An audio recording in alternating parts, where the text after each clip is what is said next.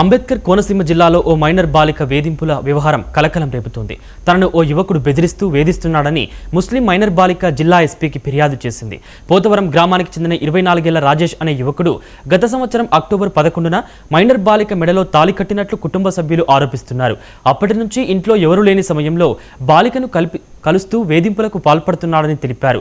తాను తాళి కట్టానని, ఆమె తన భార్య అంటూ యువకుడు చెప్పుకుంటున్నాడని బాధిత కుటుంబం ఆరోపించింది. మరోవైపు రాజేష్ తనను బెదిరించి ట్రాప్ చేశాడని మైనర్ బాలిక వాపోయింది.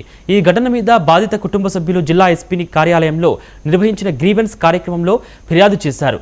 మైనర్ బాలికకు న్యాయం చేసి నిందితుడిపై కఠిన చర్యలు తీసుకోవాలని కోరారు. గన్నవరం మండలం, డాక్టర్ బిఆర్ అంబేద్కర్ జిల్లా, కోనసీమ డిస్ట్రిక్ట్. అయితే నన్ను 9th క్లాస్ నుంచి ఒక అబ్బాయి ఏడిపిస్తున్నాడు. తన పేరు రాజేష్.